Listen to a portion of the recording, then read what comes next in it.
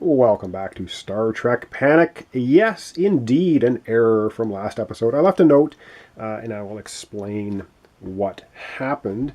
Originally, we had the Klingon battlecruiser here, and of course we have Day of the Dove mission, which means the Klingons cannot be targeted with any Enterprise cards. Well, unfortunately for Scotty, the force field is indeed an Enterprise card, so he could not play that against the Klingon ship. So what would have happened, or should have happened, is the Klingon ship should have moved one ahead and fired on this shield, which then would have put a damage on it.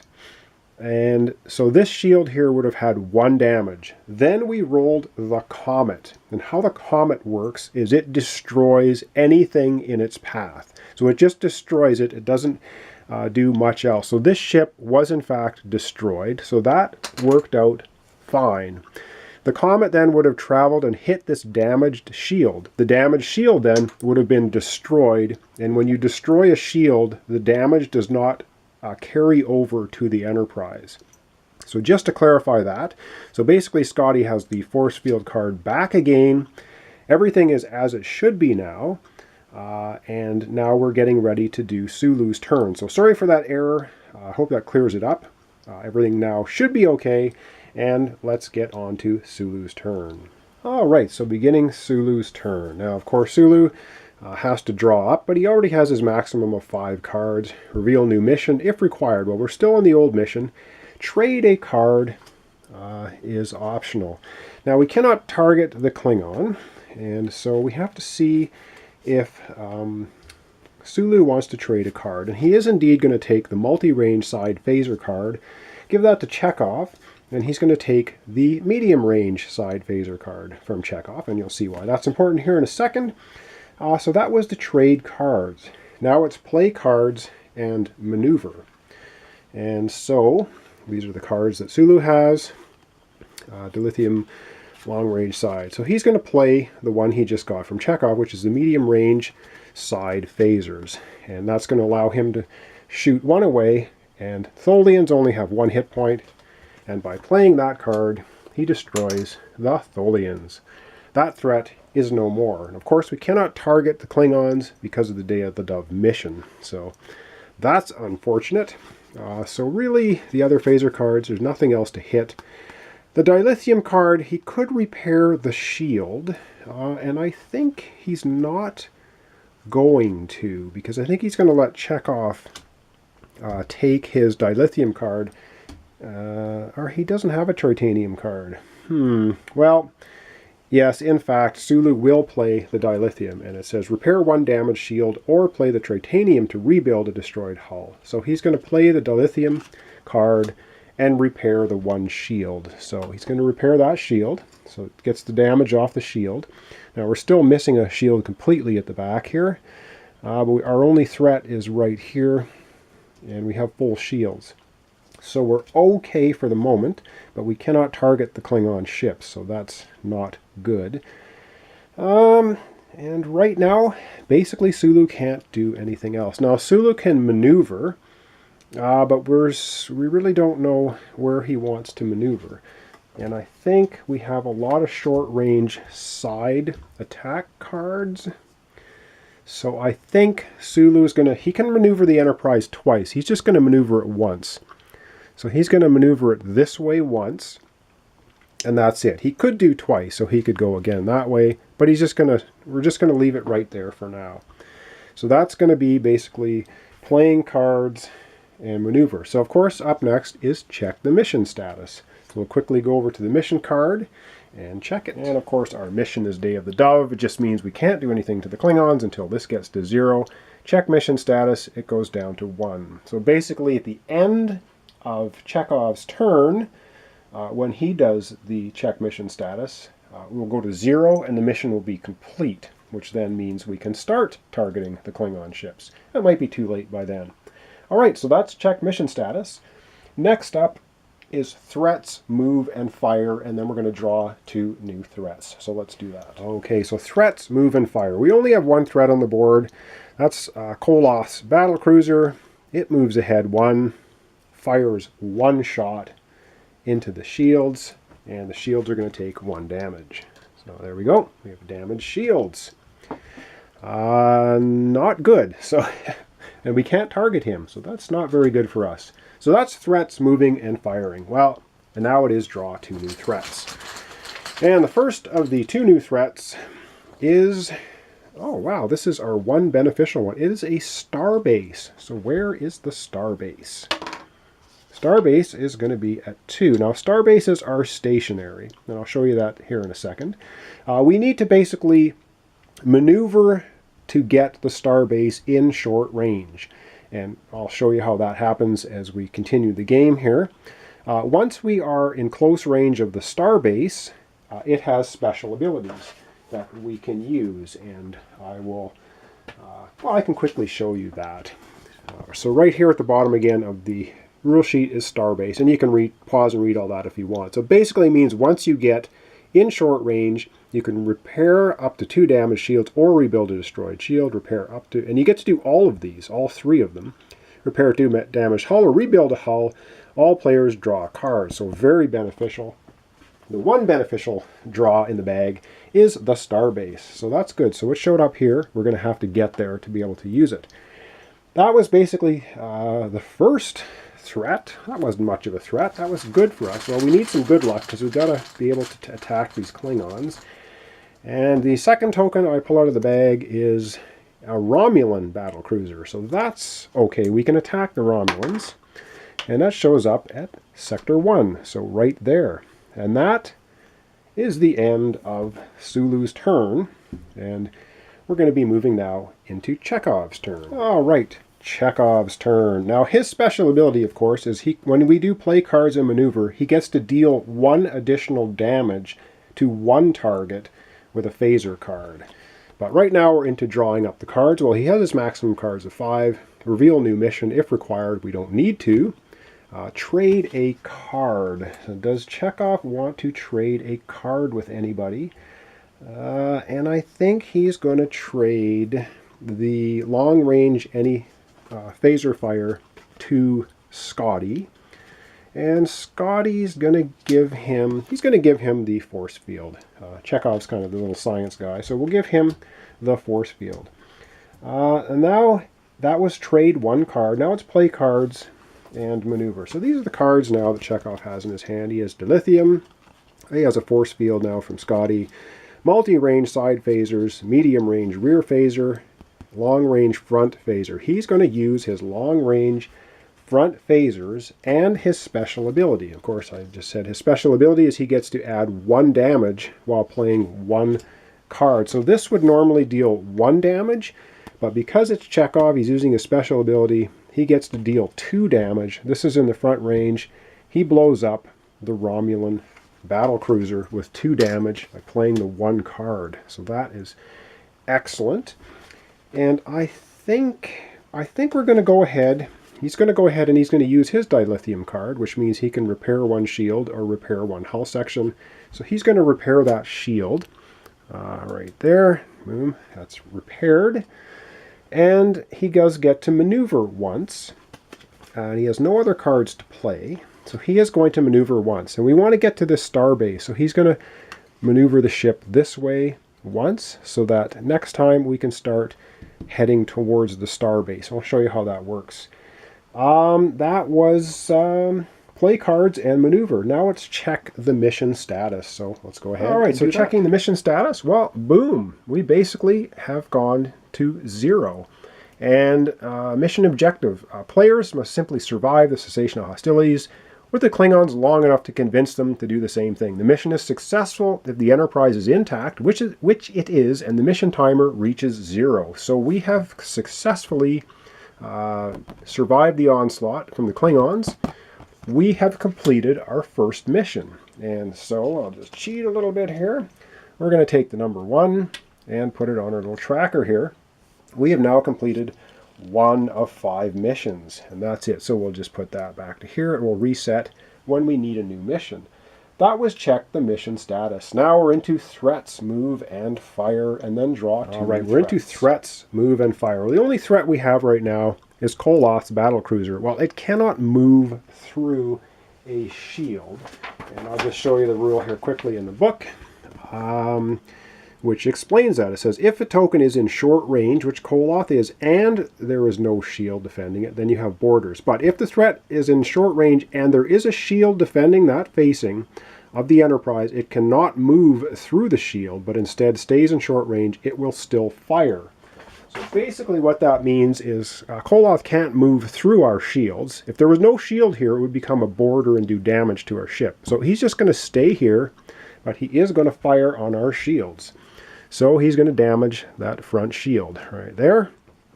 And that's it. That's threats, moving and firing. Now we are drawing 2 new threats. The fun part of the game. See how we keep getting pounded. All right, and what we draw is, ooh, these are bad news. Romulan Bird of Prey. And when it fires, it does 2 damage with each shot. And it's a cloaking ship as well. So we roll a 4, so it's going to show up way back here. And I'll explain how cloaked ships work when we get to their movement. You'll see how they work. Right now, it is a cloaking ship and does 2 damage. It is nasty business. Okay, that is the first of 2 threats. We have to have another one. And what else are we going to get here? We get a special event. Temporal distortion. Oh, this is not good. Roll a die to move the mission timer. Oh, it doesn't matter. We don't have a mission timer right now. Roll a die. We either move it 1 to 3 down 1 or 4 to 6 up 1. Well, this is not going to do anything to us because right now, when we're doing the drawing threats, we do not have an active mission. So it's neither going to go up on the timer track or down because there isn't one. So that was actually a good time to pull that. And that's basically the end of Chekhov's turn. And I think we're going to end off this episode.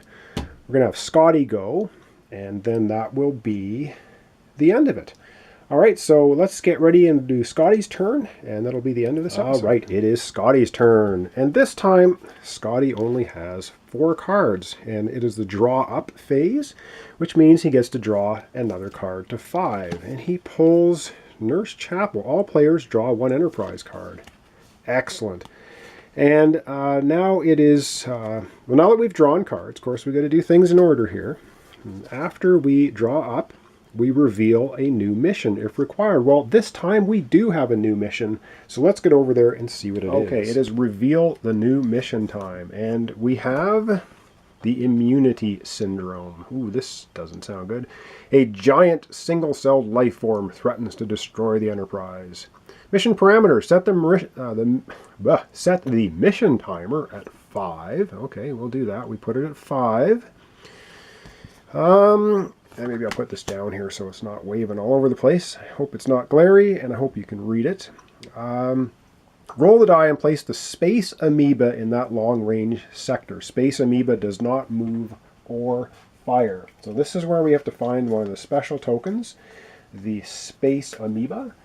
And that is this token right here, Space Amoeba. So I'm going to roll 6-sided die, and we roll a 5. So the Space Amoeba is going to show up in Sector 5. So go ahead and put it in there. Players may not repair or rebuild shields. Huh. That's interesting. And now slightly different parameters here. This one here says players must maneuver the Enterprise so that the Space Amoeba is in short range and commit 2 phasers of any kind and 1 dilithium. This completes the mission, launching an antimatter charge into the amoeba's chromosome-like body. And the reward, if we complete this mission, is to repair and or rebuild up to 2 shield sections. And I just completely realized that we forgot to take the reward for completing this mission at the end of Chekhov's turn. It was return all Klingons on the board to the threat bag. So yes, we should have put Koloth back into the threat bag, which I'll do right now. Any new Klingons drawn this turn are discarded instead of being added to the board. Well, we didn't get any. We got a special thing, and the Romulan Bird of Prey. So our shield would not have been damaged by Koloth because he wouldn't be on the board. he's going back in the bag. So I apologize for that. Again, corrections. At least I caught it. So it's fixed. Yes, I have to remember that there are rewards for completing missions, and that was that one. And so now we have 5 turns to get up close and personal to the Space Amoeba. So I'll put that over here as finished. And then we have to use a dilithium. Unfortunately, I used 2 of them already, so that's not good. And we need 2 attack cards of any kind. All right, that is revealing the new mission. Let's continue with Scotty's turn. All right, continuing with Scotty's turn. And it is trade a card time, but he's not going to trade any card. It's optional, you don't have to. He's going to go right into play cards and maneuver. And he has Nurse Chapel, but we're not really in bad shape, so he's not going to play that card right now. But he is going to play 2 other cards. Now with the Space Amoeba, here we cannot repair or rebuild shields. So Scotty's ability, of course, is to repair a hull or a shield. So we can't do anything with our shields with that Space Amoeba kicking around. But he is going to play long-range rear phaser and all-range phasers. This is going to be 2 hits, 1 for each card. And in the rear section, of course, we have this really nasty Romulan bird of prey. But with 2 hits, that's enough to destroy it. So that is good. The unfortunate thing for us is we need to get over to the Space Amoeba in short range. And our maneuver, we were going to be heading for the star base. So that's it for Scotty playing cards. Maneuver, I guess we're going to maneuver. We're going to go back again. He's going to turn the ship around a little bit. And we're going to try to get to that Space Amoeba because we need to get rid of it. And that concludes his play cards and maneuver. Now let's check the mission status. And once again, checking the mission status is as quickly, have we met the objective? No, we haven't. We're not in close range. We haven't played 2 attack cards, nor did we play a dilithium. Not happening, so the timer goes down to 4. Now, if we get to 0 and we don't complete a mission, just means the mission fails. Some of them have fail detriments on them. That's what happens to you. Doesn't, you just get rid of it and then you'll do a new mission. So you don't want to fail a mission because we're trying to complete 5 of them, and it's pretty difficult. When you start failing missions, the game continues to go on. Like I said, the threats keep going back in the bag, and the Enterprise will eventually get destroyed, and you won't win, and that's happened to me a couple of times. All right, that was check mission status. Now it is threats, move and fire, and then draw 2 new threats. Okay, threats, move, and fire. Well, as we know, the Space Amoeba does not move, does not fire. It just sits there until we can get up to it and get rid of it. And our starbase just sits here and does nothing until we get up to it and it gives us benefits. So that's threats, move, and fire. We don't have any threats. Scotty was able to get rid of it.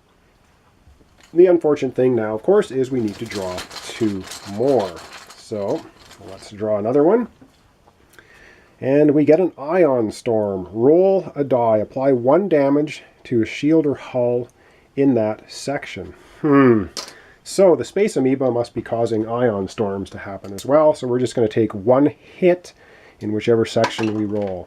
And we roll a 5. How convenient that the Space Amoeba sector is the one that gets 1 damage. So our intact shield there is going to take 1 damage. Of course, we cannot repair or do anything with damaged shields with the Space Amoeba kicking around. So we've got to get over there. We got to get rid of that thing as quickly as we can.